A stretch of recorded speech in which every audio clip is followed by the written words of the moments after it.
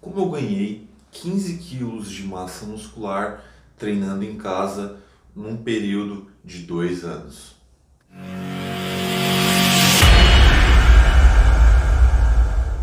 Fala galera, Conrado News aqui na área para mais um vídeo, né? Essa semana eu estou fazendo aí Corpo Forte em Casa e essa é a primeira aula que eu estou liberando aí para vocês com relação a ganho de massa muscular, ganho de força, a melhora da nossa composição corporal treinando calistenia, ou seja, usando o nosso peso como resistência para desenvolver o nosso corpo.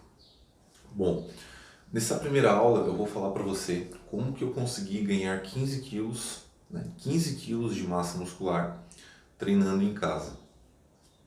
Bom, só para situar um pouquinho vocês aí, eu comecei treinando musculação, treinei 3 anos e meio e dentro dessa época, eu saí em torno de, na época que eu tinha 78 quilos.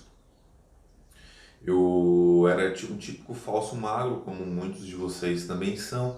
Tinha um físico assim magro, mas tinha uma certa barriguinha assim, de hábitos alimentares, que não me alimentava bem, né? Fase adolescente, não fazia exercício, não tinha essa noção, né, desses hábitos saudáveis.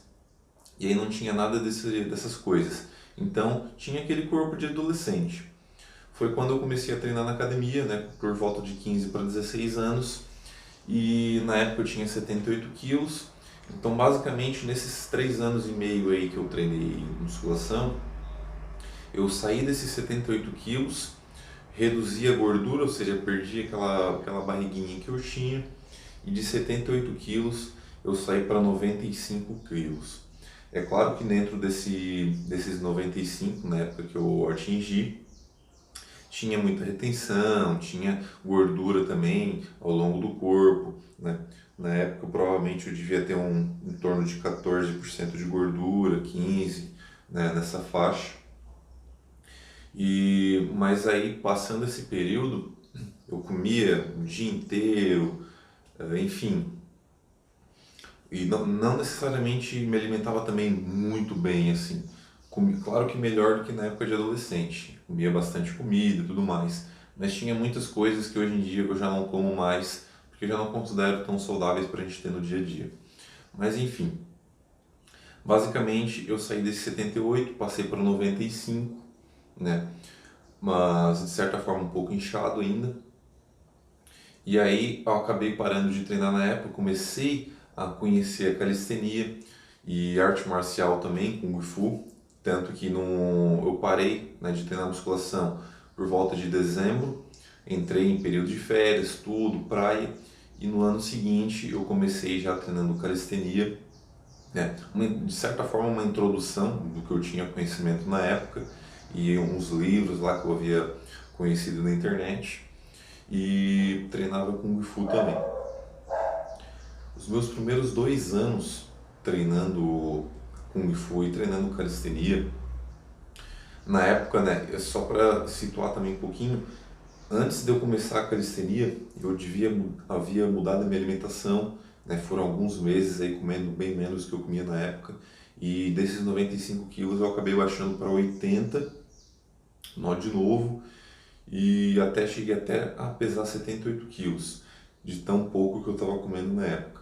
Então eu estava realmente bem magro, né? Tudo o que eu havia ganho naquele período na musculação eu perdi. Então foi meio que uma transformação que eu tive e depois eu voltei a ficar magro de novo. Claro que não magro, falso magro, fiquei magro mesmo de a musculatura bem murcha, né? Mas tinha pouca gordura também, mas fiquei bem seco. Então foi quando eu comecei a treinar na calistenia, treinar com Kung Fu. Só que nos 2 primeiros anos que eu treinei, esses treinos que eu fazia, eles tinham, né, a estrutura deles não era das melhores estruturas para ganhar massa muscular e para ganhar força também. De certa forma, eu ganhei um pouco de força nesses 2 anos, né? Não posso mentir sobre isso. Eu ganhei, mas não foi nada excepcional. Se eu tivesse o conhecimento que eu tenho hoje, nesses 2 anos eu teria evoluído 10 vezes mais, no mínimo. Mas, né, foi um período de aprendizado, é um período que a gente passa para ir realmente se conhecendo, conhecendo a modalidade, aprendendo, buscando informação. Mas foi 2 anos aí, nos meus 2 primeiros anos na calistenia, que eu tive uma evolução muito pouca. Então, nesses primeiros 2 anos, desses 78 quilos que eu falei para vocês, que quando eu vi a parada da musculação, desses 78 eu subi para 80, 82, né? Na média de 80 quilos. Passando esse ponto, quando eu comecei a estudar mais, conhecer outras linhas de pensamento, né? Outras formas de treinar na calistenia, eu comecei a aplicar isso aos poucos nos meus treinos, né? E aonde foi que nessa questão dos próximos 2 anos que eu tive, né? Hoje eu vou fazer 5 anos de treino, já de calistenia, mas nesses próximos 2 anos que eu tive de treino dentro da calistenia, foi o período onde eu comecei a me alimentar mais, me alimentar melhor novamente, para começar realmente a conseguir ganhar mais massa muscular, ganhar mais força. E foi nesse período então que eu saí, na verdade não chegou nem a 2 anos, foi em questão de 1 ano e meio, para falar bem a verdade. E foi onde eu saí desses 80 quilos e cheguei a 95. Então eu ganhei 15 quilos aí nesse período. E aí esse ano até eu cheguei a pesar 97, mas agora já no finalzinho do ano eu estou em processo de perda de gordura, então eu já reduzi um pouco. Mas foi basicamente 15 quilos em cerca de 1 ano e meio treinando e me alimentando. Bom, agora eu vou te explicar como que eu consegui, né, ganhar toda essa musculatura, toda essa massa nesse período aí de somente 1 ano e meio. Obviamente, sendo natural, né, sempre. E às vezes tem gente por aí que pode te falar que ganhou, sei lá, o mesmo peso que eu, por exemplo, às vezes menos, às vezes até mais, num período menor. Então, das duas, uma, ou a pessoa tem uma genética absurda, né? Ela nasceu para ganhar massa muscular, qualquer coisa que ela faz dá massa muscular para ela, ou ela está usando recurso ergogênico, né? Não tira o mérito, óbvio, mas a gente tem que ser sincero, né? É muito difícil que você consiga ganhar tanto peso assim num curto período de tempo, sendo de forma natural. É claro, eu tenho colegas meus, né, de profissão que eu vejo também assim, que ganham o mesmo que eu ganhei nesse 1 ano e meio, às vezes ganham em menos de 1 ano, em período curto assim de espaço de tempo. Mas é outra história, né? Tem recurso, enfim, não é o caso do que eu vou falar com vocês hoje. Basicamente, então, o que eu fiz para conseguir isso? Em questão de alimentação, foi me alimentar com surplus calórico, né? Ou seja, comer um pouco mais do que eu tenho desse gasto de energia ao longo do dia. Então, por exemplo, a minha média mais ou menos que eu como que eu comia, né? Era de 3.000 para cima calorias por dia. Então, basicamente, isso permitiu com que eu fosse aumentando o meu peso aos poucos e sempre mantendo mais ou menos uma média de percentual de gordura, que no meu caso, até então, né, durante esse período, era uma faixa de 12% de gordura. Eu sempre consigo manter isso. É muito difícil eu fugir para mais ou fugir para menos. Sempre mantendo e aumentando gradualmente o meu peso. Mas, né, com relação ao treino, que é o que eu realmente posso passar para vocês, a gente precisa abordar 3 tópicos aí que são muito importantes. E eu já falei também com vocês sobre isso aqui, mas eu quero deixar isso bem claro. A primeira questão é com relação ao volume de treino. O volume é muito importante. Talvez nem todos aí estejam errando nisso, mas talvez alguns de vocês estejam. Então fique atento, né? Presta atenção. O que a gente tem hoje, basicamente, na nossa literatura aí, né, nas evidências científicas, é algo em torno de 10 a 20 séries por grupamento, por grupo muscular, durante uma semana. Então, basicamente, por exemplo, se eu vou fazer um treino lá de peito, eu faria ao longo de uma semana entre 10 a 20 séries. Só que isso vai variar muito de pessoa para pessoa. Eu fazia mais do que isso, porque eu já tinha todo um histórico de anos de treinamento antes disso. Então eu já me considero, né, considerava mais avançado no treino. Então eu já fazia mais que isso, eu já fazia em torno de 20 e poucas, 30 séries semanais. Então isso vai depender muito de pessoa para pessoa. Às vezes, se você é um iniciante que está começando agora, né, não tem esse histórico de treinamento, de anos já treinando, você vai ter que ficar nessa faixa aí de 10 a 20 séries por semana. Sempre começando, o ideal é sempre você começar com menos e aí você vai progredindo ao longo do tempo. Não adianta já você querer dar um boom assim, um salto grande, já sair lá na frente achando que vai ter mais resultado, porque inicialmente você pode até ter, só que vai ser muito mais fácil para você acabar chegando num platô, né? Parar de ter resultados num espaço curto de tempo até, e depois ficar lá se perguntando o que tem que fazer de diferente, o que aconteceu que não está conseguindo evoluir mais. Sempre começa do baixo, do menor, e aí você vai gradativamente aumentando isso aos poucos. E isso vai garantir com que você não entre nesse platô tão rápido, você consiga evoluir por muito mais tempo. Você vai chegar muito mais longe dessa forma. Não adianta ter pressa. É um trabalho de, como a gente chama, um trabalho de formiguinha. É aos pouquinhos e ao longo do tempo você vai conquistando todo esse resultado, todo esse mérito seu por ter se dedicado, por ter feito tudo certinho, tudo que devia ter feito para chegar nesses objetivos. Então, basicamente, o volume de treino é muito importante. Inclusive, todo o meu treinamento, não só o que eu faço, mas que eu prescrevo, todo ele sempre vai ter, tem que ter, né? É obrigatório, eu sempre vou pensar nisso, nessa questão do volume.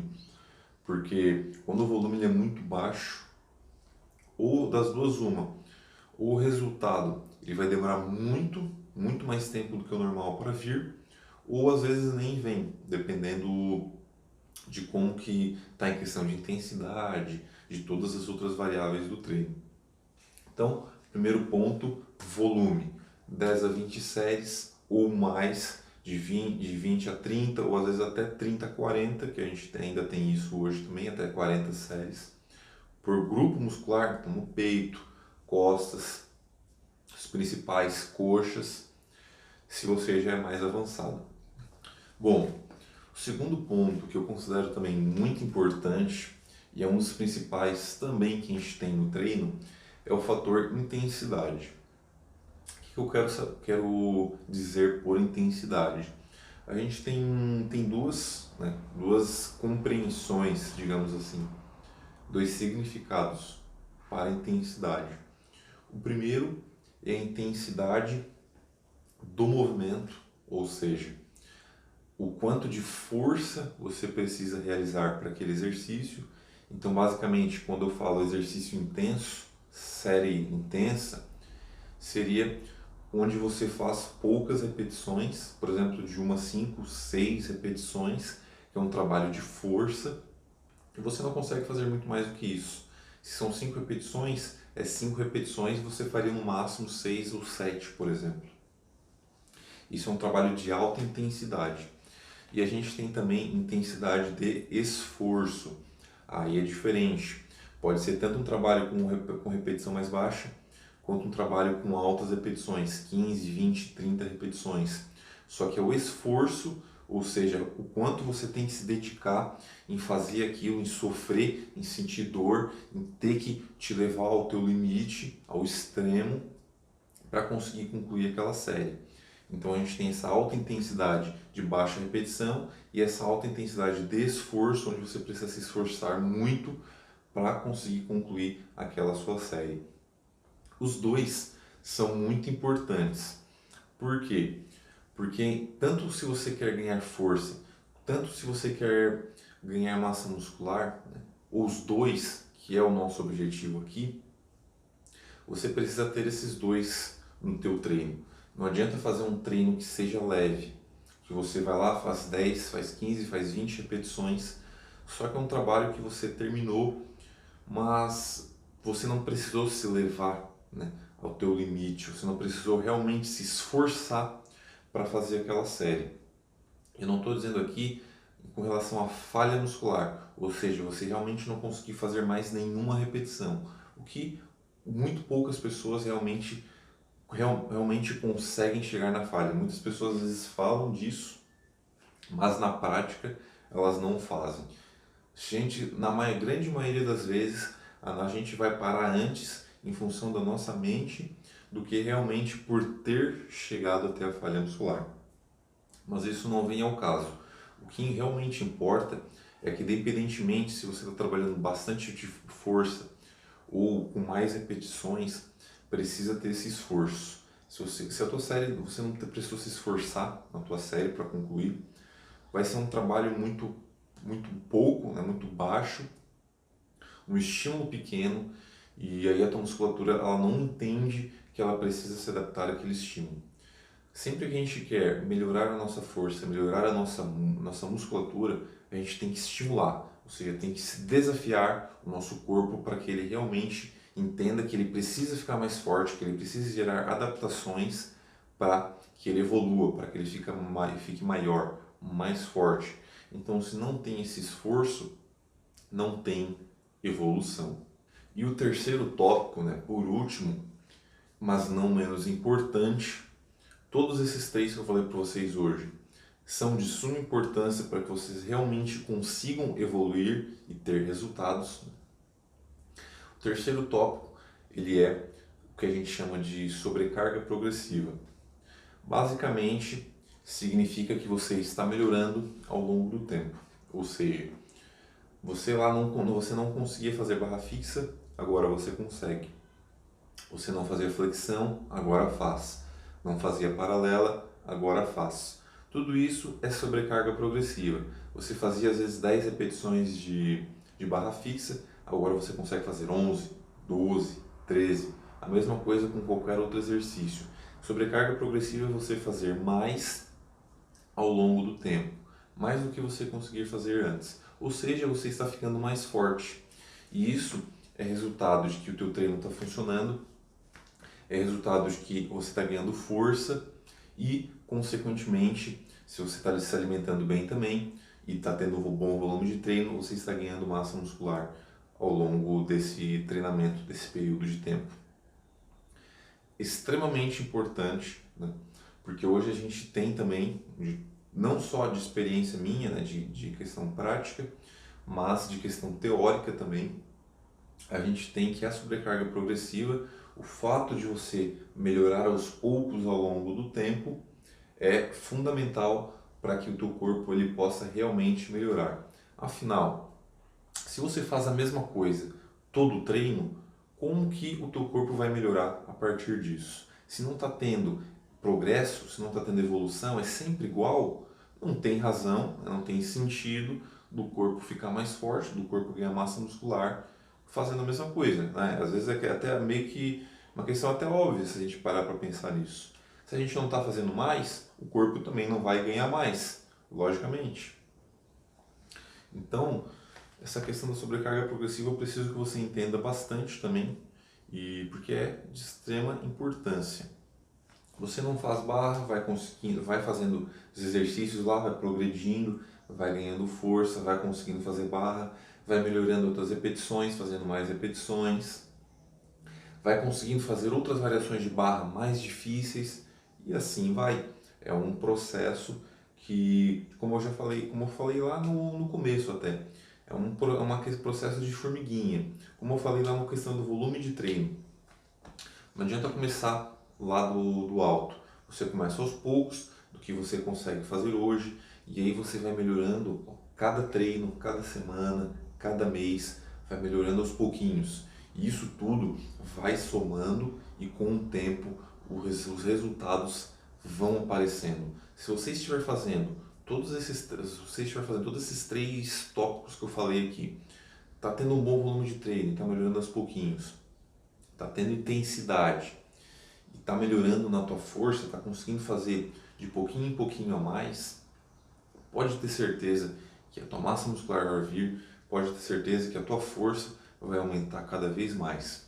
E isso é o ponto-chave que realmente vai fazer diferença entre você que quer ganhar massa muscular e força e vai conseguir, daqueles que não conseguem. Bom, galera, espero que essa aula tenha ficado bem clara e se surgir qualquer dúvida é só entrar em contato. É isso aí, acompanhe essa semana Corpo Forte em Casa e até a próxima aula.